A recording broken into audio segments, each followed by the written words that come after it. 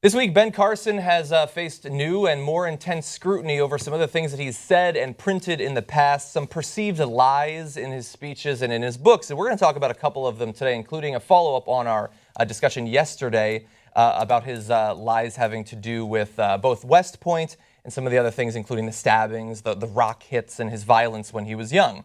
But first, we want to talk about a section from his book, Gifted Hands, where he says, "At the end of my 12th grade, I marched at the head of the Memorial Day Parade. I felt so proud, my chest bursting with ribbons and braids of every kind. Afterwards, Sergeant Hunt introduced me to General Westmoreland, and I had dinner with him and the Congressional Medal winners. Later, I was offered a full scholarship to West Point." What do you know? Full scholarship to West Point. Full scholarship. Goes on to say, "As overjoyed as I felt to be offered such a scholarship, I wasn't really tempted. The scholarship would have obligated me to spend 4 years in the military." And he goes on. Turns out, though, that none of that actually happened. He might well have met the general, but he wasn't offered any sort of full scholarship. Now, is this actually a lie? Was he really lying there? Because some originally, early today in Politico, when they revealed some of this information, they went and talked with West Point and found out what actually had happened vis-a-vis Ben Carson. They said that he hadn't actually even applied, let alone been accepted. And so they printed that he had lied about it. And we had this from Barry Bennett, the campaign manager of Carson. He was introduced to folks from West Point by his ROTC supervisors. They told him they could help him get an appointment based on his grades and performance in ROTC. He considered it, but in the end did not seek admission. And it went on from there, basically saying you can't say that he lied because he never said in that tract that he actually got in. He just implied that he got a full scholarship. But then you have to bear in mind that West Point, if you're accepted, is tuition free, so you wouldn't actually need a scholarship for it. So it's a complicated matter. Did he actually lie? Yes. No, it's not even close to complicated. He absolutely lied. He said, I got a full scholarship to West Point. That's not unclear. That's very clear. You get a full scholarship when you apply. Nobody comes. See, he's a bad liar because as I saw that, I had dinner with General, the Congressional Medal winners and the General. Later, I was offered a full scholarship to West Point. It makes it sound like they offered him a full scholarship over dinner. Yes. Yeah, over dessert anyway. Right, yeah. And that's not how it works. If you're going to tell a lie, don't tell it that way, because anyone with any kind of antenna for this goes, oh, ooh, that smell bullshit, right? And then he's a bad liar in every way. I mean, how do you not, you're going to put it in a book, how do you not double check? If there are scholarships to West Point, it turns out it's free tuition if you get in. Why didn't you double check that? You're not only a liar, you're lazy. And so they also maybe for room and board. They do such good record keeping in the military that people checked where that general was that day, and they said he wasn't anywhere near Ben Carson, and that in fact he was in D.C. and then he had lunch in D.C. and then he played tennis later that afternoon. This is in 1969. They know what the fuck he did. They played tennis that day, and so he wasn't anywhere near. So that's another lever to that. But now that he's actually admitted to this lie, Ben Carson. They've admitted that the West Point thing, but he stands 100% behind all the other crazy bullshit he said. Yeah. Yeah, look, to the point of him being a terrible liar. Remember the story about how he said a guy tried to stab him, or he tried to stab a guy, right? So he made up their names, and then they're like, oh, okay, let's look for a guy named Bob that you said that you'd done this to, and a guy you'd done that to. He's like, oh, yeah. No, those weren't their real names. I wanted to protect the people. Really? Why would you want to protect the people? They said, okay, you said it was a kid from school. So they went and interviewed the kids in the school, and who are now, of course, grown-ups, and they're like, we would have remembered. That would have been a big deal to do a stabbing at the school. Nobody remembers any such thing. Then he changed it to, oh, no, it was a close relative. Okay, great. Then who's the close relative?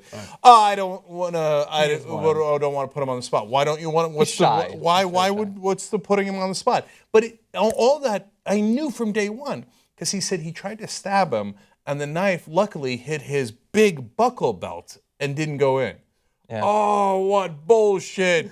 Obvious lie. I got lucky. Look, it bent and I couldn't. So it makes it seem like I had a violent past. And it's a story of redemption when I then found Jesus and got rid of that. But don't worry, I didn't hurt anyone because I got lucky with the buckle belt. Where were you? In Texas? And you happen to hit the giant buckle belt. You try to stab a rodeo winner? Yeah. I mean, let's say it's the only belt that's going to be big enough to stab. Also, he seems so nice, but apparently when he goes to stab you, he aims for the crotch. Dick move, I think. He lies with great specificity, which is usually a great thing to do when you're lying. Yes. Pro tip, if you're lying, lay out a bunch of details, right? Problem is, when you're lying in a book, at some point, people might double check a lot of the details. And these lies are so rich with details that this guy doesn't have a chance. And as you say, there's really no high ground for him. I mean, he's being flooded by his lie. I mean, his lies are all over the place. So the lies about the violence you talked about on the show yesterday. Now we have Ben Carson on with Alison Camerota, and it gets a little bit heated. He doesn't like being called a liar, but he should get used to it because it's going to be pretty common from this point on. Anyway, we've got 2 sections we want to show you of his back and forth on CNN about his violent past. One of the tactics that is used by you guys in the media, particularly when someone is doing very well, is let's find a way to get them distracted and get all the people distracted so that we can get away from the real issues. And I'm simply not going to allow that to occur. Look, Dr. Carson, I know you call this tactics. It's called vetting in politics. You know it well, just from the short time that you've been involved in Is that what was campaigns. done with the current president? Is that what you guys did with him? Yes, as a matter of fact. No, you did not. Give me a break. President Obama's autobiography, Dreams of My Father, was also vetted. You will recall, Dr. Carson. Give me that a break. Dr. Carson. Are you kidding? As soon as you drop out, you'll get quite a break. What a great follow-up to that would have been, okay, so you're laying out that you have a grievance with the media that they didn't vet Obama well enough. You don't like that. But now you don't like that we're apparently doing what you wished we would have done with you. Apparently we've learned, but you don't like it. So which is it? Did we give him too much of a break and now you think you should get the same break? Or are you mad that we didn't vet him, in which case you should be happy that we're vetting you? You don't get to have it both ways. So you're saying he's inconsistent? Inconsistent. A buffoon. That Really. might hurt him. Yeah, they picked Dreams of My Father apart with a fine-tooth comb. You think Fox News was like, nah, let's not look into Obama's book, right? Who's got time? Right, and every time they looked into it, they wrote article after article in the New York Times about it. Every time Fox News did a story, everybody else did a story, they followed along. But it wasn't just Fox News. Like I said, New York Times, story after story about that book. And then Fox News wrote an internal memo, which was then later revealed in a way that they were not happy with, that said, hey, make sure that you take the Dreams of My Father and then based on it, call Obama a Marxist and a socialist, okay? Yeah. So, yeah, we were through that book, okay? Yeah. So you just don't like it because you obviously freaking lied in it, right? So if somebody says, hey, Cenk, I'm going to pick apart your story on X or Y, I go, have at it, Hoss. Yeah, I mean, if I'm proud of that story and I put it in a book, why wouldn't I want you to talk about it? If I tried to stab a guy, by the way, a weird thing to be proud of, right?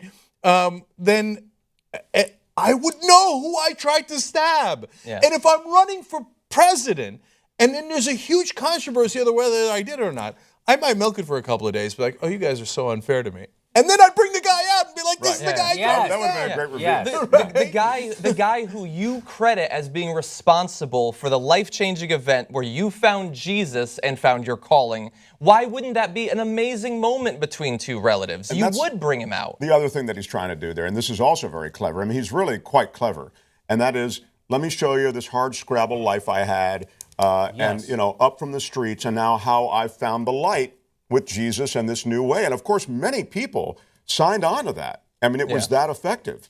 But it was obviously a narrative based on, you know, obviously they didn't vet Barack Obama. I mean, that's why I know what a long-form birth certificate is now. He's the first guy who ever had to produce that. They didn't vet him whatsoever. They were asking for his fucking college records. Yeah, that was a jihad. Yeah, I mean, George Bush skipped out on his National Guard for a year. Nobody knew where he was. Talk about not vetting a motherfucker. Yeah. All of a sudden, we get the guy who's clean as a whistle, Barack Obama, and we want to see his long-form birth certificate. So, but that's Ben Carson. He literally, you could hear in his voice, he believed that because he lives inside that right-wing bubble. He's never heard anybody said we vetted Barack Obama. He's only heard the opposite his whole life. And so that's what he's literally flummoxed when she says that. We vetted him. He's like, what are you, crazy? And Rush Limbaugh says no. So the lying is not what bothers me most about Ben Carson. It's the story that he created with that lie. The story of, I was a violent black kid, just like Republican voters would expect, right? And I was tamed by the Lord Jesus Christ. Yeah. And I did it all by myself. Okay, I went in, there's this moment of salvation when he goes into a bathroom, locks himself, talks to Jesus, comes out, and he's a completely changed man from there on. He didn't need any assistance. He didn't need Medicaid. He didn't need food stamps. He Affirmative didn't need, action. Right. He didn't need any of that. Right. All he needed was Jesus Christ to tame the savage that he was. That's what. It's not just a knife story. He talks about punching a guy in the face with a lock and creating a 3-inch gash over his head. Again, a guy no one can find. Again, a story that people might have remembered in school if there was this giant fight and the gash and all this stuff. He threw a rock at somebody's face and broke his glasses. What a savage he was. Oh, thank God you guys tamed him, right? Thank God. So that's the story. That's the lie that you concocted to make people happy. Then you're a really vile, disgusting guy. Because Yeah. what you're doing is you're throwing everybody else under the bus, right? You're saying, oh, you're right about them. They are violent. Yeah. They are savages. And And so if you don't tame them, you know how they're going to turn out. And right? if they're not, and if you don't tame them with Christianity, if you tame them with Islam, that's the worst. That's Yeah. worse. So I was going to say, you're damned if you do, damned if you don't, since apparently it's become the in thing to go around to black churches and burn them down over the past year. Right. So even if they are tamed. But also, we do know from them talking to the kids that were at his school that he didn't have a transformation from an angry, ill-tempered kid to some placid kid. He was apparently always a lazy, sleepy child who had a pocket protector from the time he was very young. And if you, by the way, like, I'm not religious, but if you are religious, it's very important to you, I imagine, especially you're coming to Jesus if you weren't raised that way. The story of how you found Jesus, if you have been lying about that, I would question pretty much everything having to do with religion at that point.